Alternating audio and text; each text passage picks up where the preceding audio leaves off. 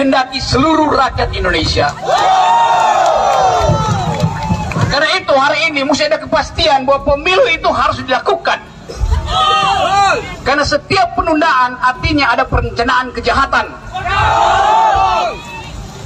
Kita ada di sini bukan sekedar untuk meminta supaya DPR mencabut, membatalkan perpu itu, perpu maksiat itu.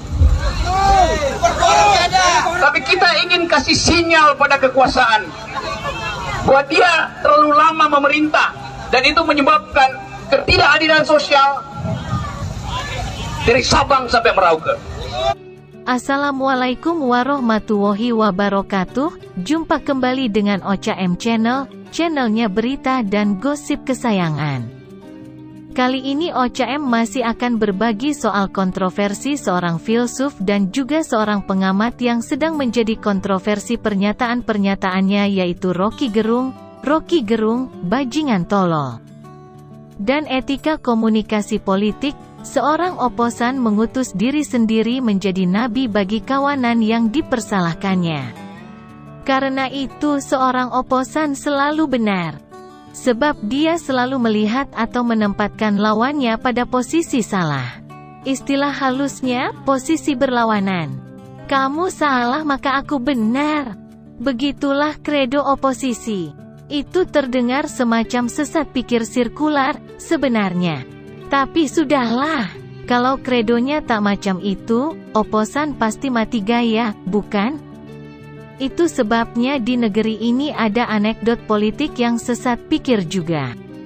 Katanya, kalau PKS menyalahkan kebijakan pemerintah, berarti kebijakan itu benar. Konon PKS mengklaim diri partai oposisi. Selain institusi partai, di negeri ini ada juga sejumlah individu oposan.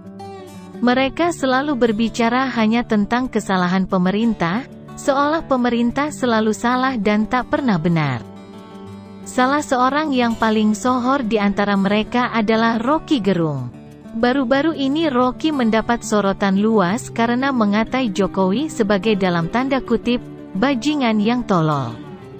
Ujaran itu memicu kemarahan pendukung Presiden Jokowi. Roky dilaporkan ke polisi atas dugaan penghinaan terhadap presiden. Menarik untuk mengupas ujaran dalam tanda kutip, bajingan yang bodoh itu. Tapi sebelum ke situ, perlu tahu dulu siapa itu Roky. Roky Gerung, 64, dikenal sebagai filsuf, akademisi, dan intelektual publik Indonesia. Lulus sebagai sarjana filsafat dari UI. Dia sempat menjadi pengajar filsafat politik dan metode penelitian filsafat di alma maternya itu sampai 2015. Kendati hanya lulus S1, dia juga mengajar di kelas Pascasarjana Filsafat UI. Suatu bukti bahwa dia memiliki kompetensi ilmu filsafat setara S3. Roky lebih banyak belajar filsafat, khususnya filsafat politik, lewat diskursus di luar ruang kuliah formal. Dia berdiskusi dengan tokoh-tokoh cendekiawan cum aktivis nasional seperti Marsilam Simanjuntak, Hariman Siregar, Abdurrahman Wahid, Asyumardi Azra, Syahrir, Kartini Syahrir, Arif Budiman, Salim Said, dan Rahman Toleng. Itu untuk menyebut beberapa saja. Diskursus filsafat dan politik itu dilakoni Roky di sejumlah institusi masyarakat madani, di mana dia terlibat sebagai salah satu pendiri dan atau partisipan. Sebut misalnya Setara Institut, Perhimpunan Pendidikan Demokrasi, dan Kajian Filsafat dan Feminisme Jurnal Perempuan. Juga di dua partai politik yang layu sebelum berkembang, yaitu Partai Indonesia Baru dan kemudian Partai Serikat Rakyat Independen. Sebagai sarjana filsafat, Roky adalah orang yang selalu mempertanyakan realitas-realitas kemapanan secara kritis. Khususnya realitas politik, baik itu politik praktis maupun politik dalam arti luas. Karena sifatnya yang menggugat, maka lontaran-lontaran pikiran kritisnya kerap mengganggu kenyamanan penguasa pro-kemapanan. Roky beberapa kali mengujarkan pikiran kritisnya di ruang publik. Semisal dia pernah bilang pemerintah adalah pembuat hoaks terbaik, kitab suci itu fiksi, Presiden Jokowi tidak paham Pancasila, Presiden Jokowi tidak paham demokrasi, Presiden Jokowi dungu. Dan terbaru, Jokowi itu bajingan tolol. Ujaran-ujaran kontroversial itu telah memancing sejumlah orang dan kelompok untuk mengadukan Rocky ke Bareskrim Polri atas sangkaan penistaan agama Presiden. Tapi semua pengaduan itu mentok, karena ujaran-ujaran Rocky tak memenuhi unsur pidana. Rocky adalah penganut sekaligus pembela prinsip kebebasan berpikir, bahwa seorang tak boleh dihukum karena pikiran kritisnya kepada penguasa, sepanjang kritik itu logis. Karena itu Rocky tak henti-hentinya mengkritik pemerintah pusat, khususnya Presiden Jokowi. Sebab menurut pikirannya, Presiden Jokowi itu dungu dan, karena itu, kerap salah, sehingga harus dikoreksi. Pikiran-pikiran kritisnya disampaikan lewat berbagai saluran. Paling utama lewat forum Indonesia Lawyers Club di TV One dan kemudian kanal YouTube Rocky Gerung Official. Pilihan saluran bicara semacam itu membuat pikiran-pikiran yang disampaikan Rocky ke ruang publik harus sensasional. Konsekuensinya, pikiran-pikiran Rocky di ruang publik kehilangan kedalaman. Untuk tak bilang dangkal, sering esensinya disubordinasikan pada sensasinya, atau terpinggirkan oleh pilihan diksi yang sarkastis. Terbaru adalah ujaran Rocky yang mengatai Jokowi itu bajingan yang bodoh. Ini yang hendak dibahas selanjutnya. Ujaran sarkastis terhadap Presiden Jokowi itu disampaikan Rocky melalui orasinya dalam rapat akbar konsolidasi akbar Aliansi Aksi Sejuta Buruh bersama Serikat Pekerja Seluruh Indonesia atau SPSI di Bekasi tanggal 29 Juli tahun 2023 lalu. Untuk keperluan analisis, berikut dikutipkan selengkapnya. Begitu Jokowi kehilangan kekuasaannya, dia jadi rakyat biasa. Nggak ada yang peduli nanti. Tetapi ambisi Jokowi adalah mempertahankan legasinya. Dia masih pergi ke China buat nawarin IKN. Dia masih mondar-mandir dari satu koalisi ke koalisi yang lain untuk mencari kejelasan nasibnya. Dia memikirkan nasibnya sendiri. Dia nggak mikirin nasib kita. LTU bajingan yang tolol. Kalau dia bajingan pintar, dia mau terima berdebat dengan Jumhur Hidayat.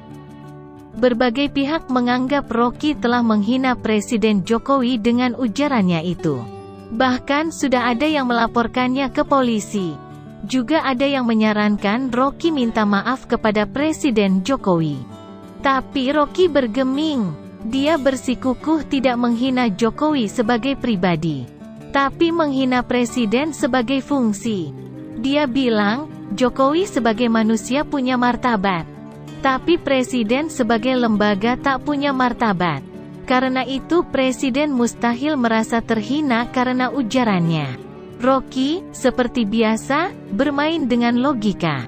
Dia membuat distingsi antara Presiden sebagai institusi wewenang pemerintahan dan Presiden sebagai individu yang dipilih untuk memegang dan menjalankan wewenang itu. Persoalannya di sini, apakah institusi Presiden dan individu Presiden dua entitas yang dapat dipisahkan atau separable? Institusi Presiden hanya mungkin eksis apabila dia dilekatkan dan melekat pada individu Presiden. Itu semacam dua sisi dari satu mata uang. Jadi mustahil seseorang, seperti Rocky, bisa menghina institusi Presiden tanpa risiko individu Presiden ikut terhina. Sama seperti kemustahilan merobek satu sisi mata uang tanpa risiko sisi lainnya ikut terobek juga. Coba simak 3 paragraf ujaran Rocky yang dikutip di atas. Pada paragraf pertama, frasa "Jokowi kehilangan kekuasaannya" jelas merujuk pada kesaling lekatan institusi Presiden dan individu Presiden secara temporal, yaitu 5 tahun untuk kasus Indonesia. Paragraf kedua menunjukkan kesulitan Rocky memisahkan institusi Presiden dan individu Presiden. Frasa ambisi Jokowi, mempertahankan legasinya, dan ke China. Nawarin IKN, mengindikasikan institusi presiden. Tapi frasa, mondar-mandir dari satu koalisi ke koalisi yang lain mencari kejelasan nasibnya, menunjuk pada individu Jokowi yang nanti akan jadi rakyat biasa. Pada paragraf ketiga, jelas Rocky tidak mengarahkan ujarannya, tepatnya makian kepada institusi presiden, melainkan kepada individu presiden atau Jokowi. Dia memaki individu presiden bajingan yang tolol, karena Jokowi dituduhnya hanya memikirkan nasib sendiri, tak memikirkan nasib kita, buruh dan Rocky. Tak mau berdebat soal nasib buruh dengan Jumhur Hidayat, yaitu Ketua Umum Konfederasi Serikat Pekerja seluruh Indonesia. Jadi apakah Rocky, dengan makian, bajingan yang tolol itu sedang menghina institusi presiden atau individu presiden? Jelas dia menghina individu presiden, manusia yang punya rasa dan martabat pada dirinya. Bukan menghina institusi presiden yang tak punya rasa dan martabat. Hanya orang tolol yang mau menghina institusi presiden. Sebab itu berarti menghina benda abstrak yang tak dapat diindra dan tak punya martabat, atau rasa, untuk bisa terhina. Rocky sendiri pasti paham bahwa mustahil dia bisa, atau suatu kesia-siaan baginya, menghina institusi presiden. Rocky juga paham dia telah menghina individu Presiden Jokowi. Karena itu dia sempat berdalih, bajingan, itu adalah sapaan akrab antar kusir pedati sapi, yang disebut bajingan. Makna aslinya adalah kuat dan pemberani. Bahkan Rocky sempat juga bilang, semacam otak-atik gatuk, bajingan itu singkatan, bagus ing jiwo angen-angen ing pangeran, baik hati ingat Tuhan. Tapi Rocky juga paham kata bajingan yang diujarkannya kepada individu Presiden Jokowi bukan dalam arti positif semacam itu. Dia mengakui mengujarkan frasa sarkastik itu karena tak setuju dengan proyek IKN dan pelibatan pengusaha China di sana. Kata Rocky, saya sebut dia bajingan karena dia bilang ke pengusaha China silakan datang ke Indonesia apapun saya kasih. Apa enggak bajingan itu? Jual-jual negara. Jadi poinnya ada.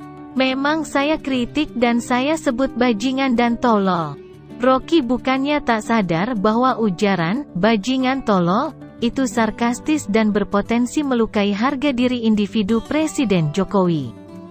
Tapi dia juga sangat paham bahwa Jokowi sebagai individu presiden tidak akan melaporkannya kepada polisi atas dugaan penghinaan atau pencemaran nama baik.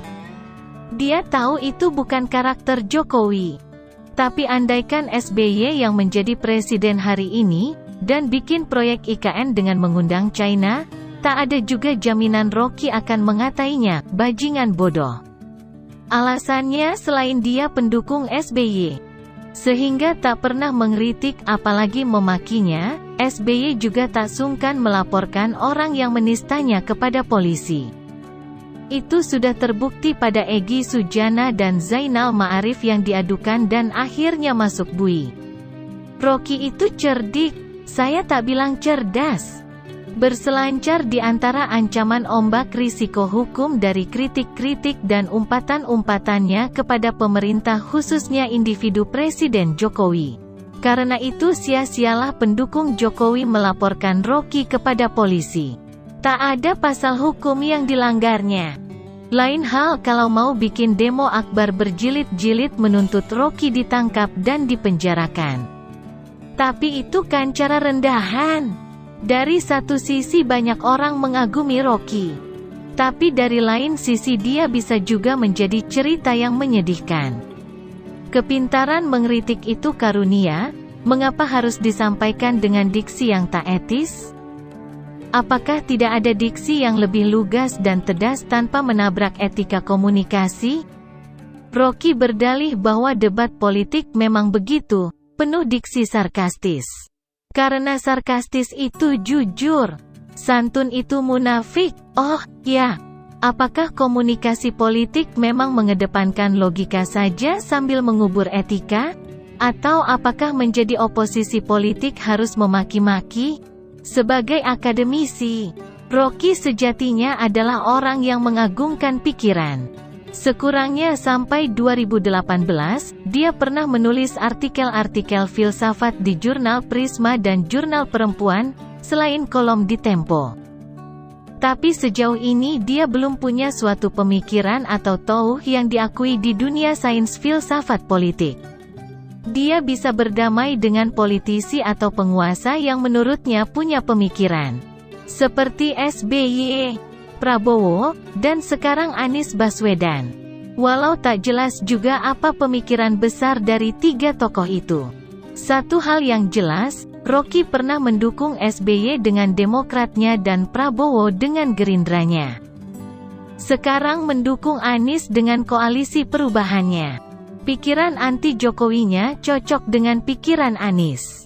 Sebagai pendewa pemikiran, agaknya Rocky menilai individu Presiden Jokowi itu tidak punya pikiran atau pemikiran.